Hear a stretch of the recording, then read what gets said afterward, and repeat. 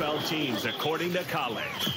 Number 10. Tampa Bay. I put him in over Washington. They play him this weekend. I'll tell you, there's one stat that I love about this team. They have the best third down offense in the NFL. They're the only team on third down that converts over 50% of the time. That is a big stat for me. You're moving the chains. You're often keeping it away from Jaden Daniels. This is a team that situationally is very, very good. It's why I like Tampa to beat Washington. I put Tampa Bay at 10. Number 9. The Packers. You know what? I liked them all year, but now Jordan Love's banged up. Christian Watson is out. Listen, 7 straight games for Jordan Love without a giveaway. That is the longest streak of his career. So would it shock me if they went to Philadelphia and Jalen Hurts didn't play and they upset him? No. I said early in the year, and I believe this, they're a year away. But I'm going to have them right now. There's so many things I like about the organization, but boy, Philadelphia as an opener is it's a big lift. I'll take Green Bay at 9. Number 8. The Chargers. I don't think they have enough weaponry to get to a Super Bowl, but listen, they lose to the right teams. 5 of their 6 losses came to the Chiefs twice. Ravens, Tampa Bay blew them out. So I think they're the best version of what they can be right now. And they've got a lot of things I like. A star quarterback, 2 excellent offensive tackles, Khalil Mack, Derwin James in the back end. But I feel they're a running back, a tight end, a wide receiver shy to beat a Kansas City or a Baltimore or a Buffalo. I have the Chargers at 8. Number 7. I'm going to put the Rams 1 slot ahead of them because right now they are so healthy. And when they have Cooper Kupp and Stafford and Kyron Williams and Puka Nacua, they are 14-5, and most of their losses are close. Matt Stafford's playing well. I don't love their first half offense this year. It feels like Stafford is an old pitcher that needs to get to the 5th inning to warm up. They just feel like they're not quite capable of getting off to good starts. Now, their defense keeps them in games, and they usually win them. I don't think you can be a bad first half offense and win multiple playoff games. So whatever that is, they got to solve it. I have the Rams at 7. Number 6.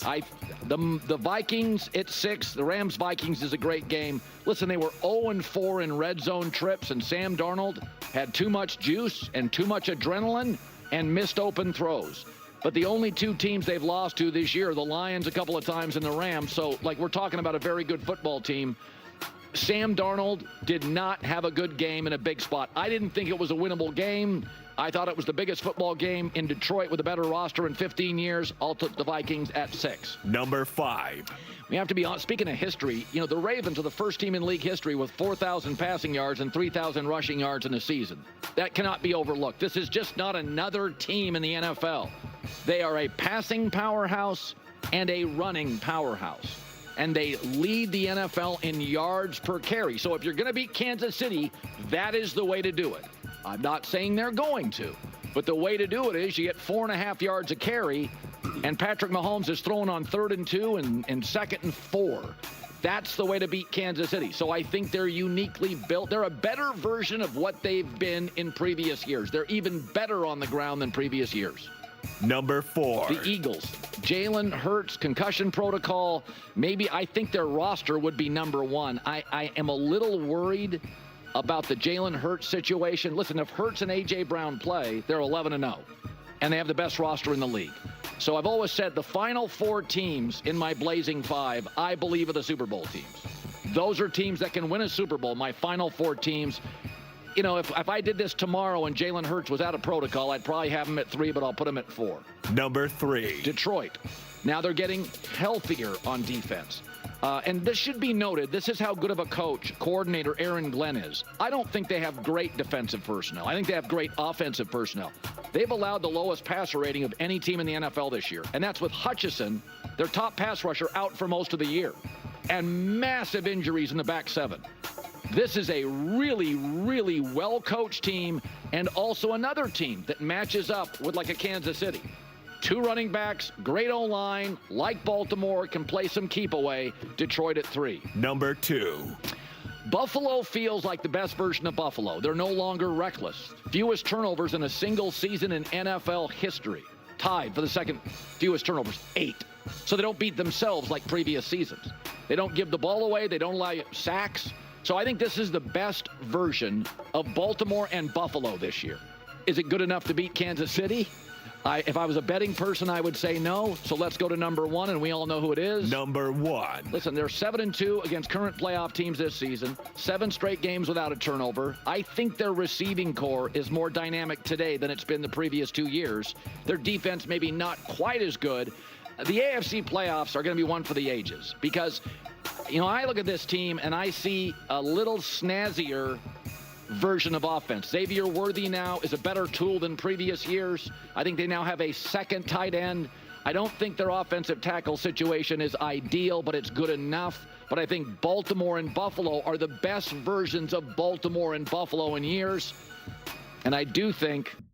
Okay, let's talk about this. This is, I was laughing for a few different reasons. One, I don't know how you leave the Washington Commanders out of there right now. I'm just not seeing it, quite frankly.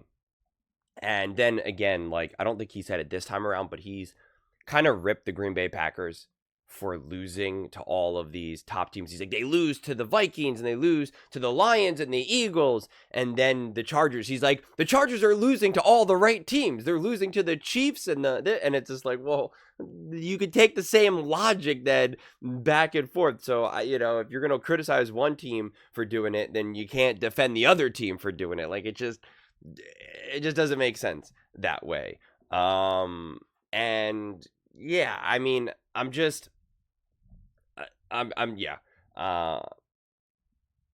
then having the Eagles drop because of Jalen Hurts. If we're gonna play that game, well, then the Packers might not have Jordan Love. They lost Watson. The Ravens losing Flowers. How are we evaluating these teams right now as a whole? Are we evaluating them based on who we think they are at full strength? Are we evaluating them based on who we think will be playing this weekend? It's a little murky for me, quite frankly. Very murky for me. So this is kind of a mess, and my common theme will be, I thought this was done, the whole hierarchy, and I don't know if it keeps going even next week when the teams start to get eliminated. I don't really remember. But trying to organize these teams at this point feels like an impossible task. It really, really does. It just is kind of messy.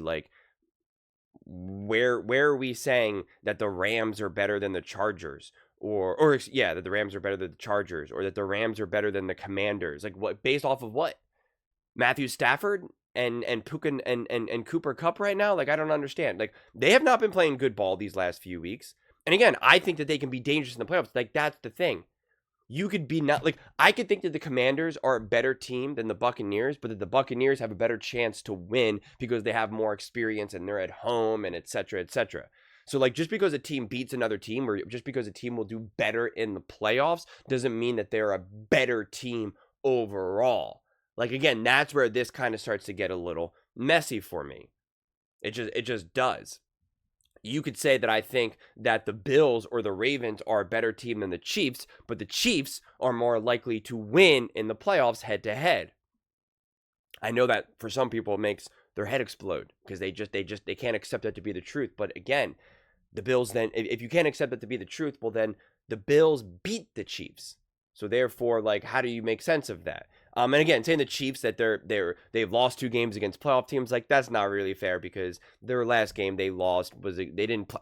Patrick Mahomes didn't play, so that doesn't count. That doesn't mean anything to me. In terms of from the Chiefs' perspective, you can't knock the Chiefs. Even saying that the Chiefs are 15-2 seems kind of silly. But it's just, yeah, I don't know. I think the Commanders, especially with how Jaden Daniels has been playing, should be in there right now. I really do. And again, and the Broncos as well. I understand having the concerns with the Steelers and the Texans. That makes complete sense to me, considering how those teams have been playing. But let's not pretend like the Green Bay Packers have been playing great ball. They obviously have not. Let's not pretend like the Rams have been playing this great ball. They have not. The Bucks, one game they play great, the next game they play not so great. So it's what do you do with that? You have the Commanders who have been really playing great, and the Broncos.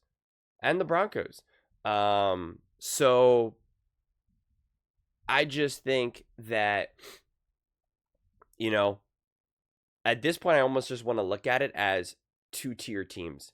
You have one tier, you have the top tier and you have the second tier.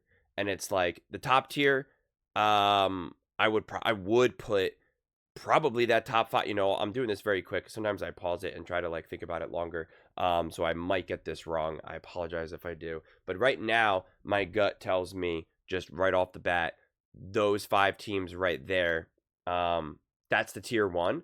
And then the other group of teams, but including the Commanders and the Broncos, are tier 2. And that's it. And I'm okay at this time leaving the Steelers and the Texans not in those tiers, right? I guess if we want to add a third tier, they're the third tier. I think that would be fair.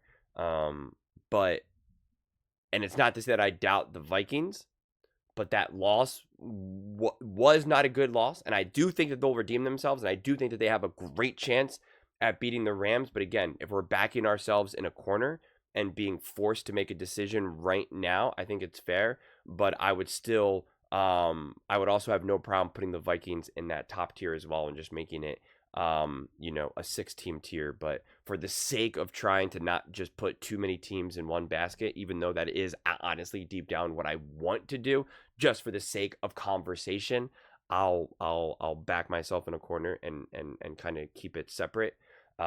Just because I think the Ravens have the ability to be dominant.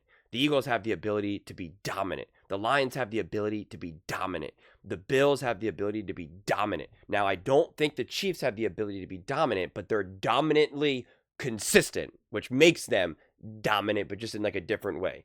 And then the Vikings, again, I think they're great, and I think they've been very consistent, but that's why I almost said they're almost like a baby version of the Chiefs in that regard, of their level of consistency of what they can do. I don't think that they're in a position to necessarily dominate you and run the score up and suffocate you both offensively and defensively, but they're just play high level consistent ball, which is why they got where they are. Now for all the other teams, again, it's like the Buccaneers are hot and cold. They either play really great ball or very questionable ball. And we see that even within games, that's a real thing. The Packers have not shown up these last few weeks. It cannot be argued against. They have not shown up. They have not played their best ball. And that's the silver lining for the Packers. It's like you haven't even felt like you've been ready to play. What happens if you can actually be ready to play? Can you make some noise?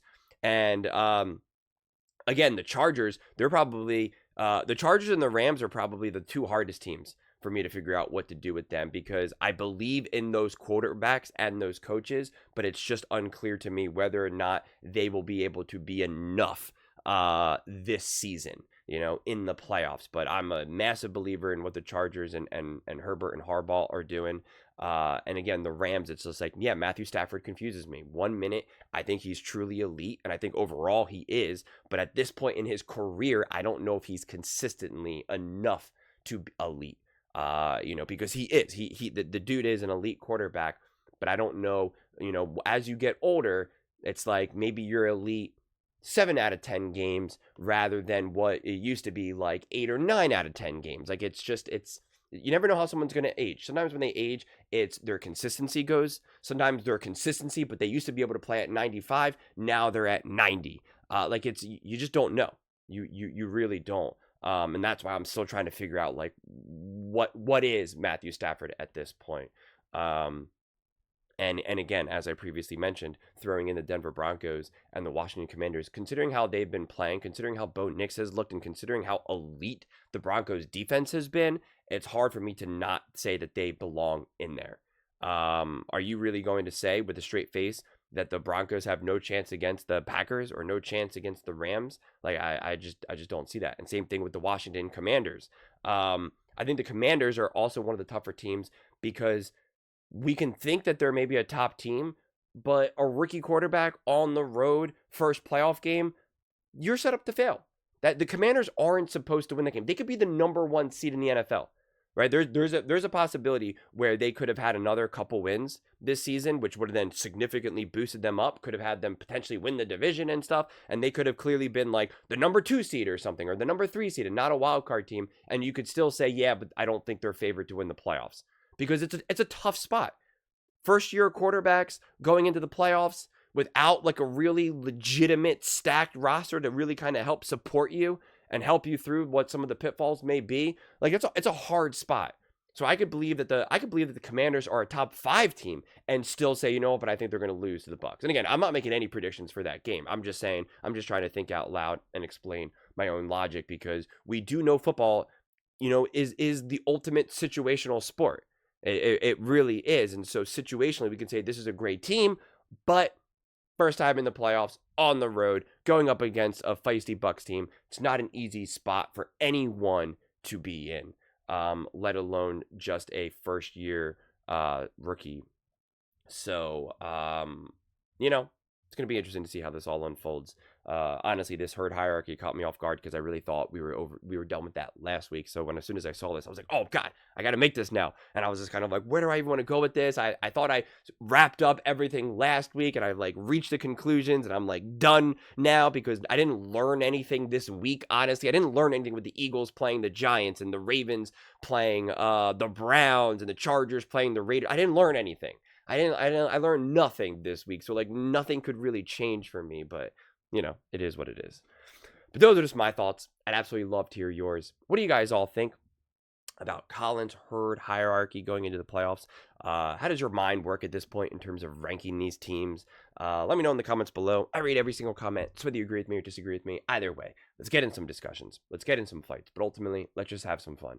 And please do consider subscribing. We're building an amazing community here, and I'd absolutely love to see you part of it. I want to build something that we all genuinely feel connected to, something that we're really excited to be part of. I think we're on our way to doing it. And please don't forget to give this video a thumbs up, as it really does help with the visibility and the algorithm. Thank you so much. See you next time.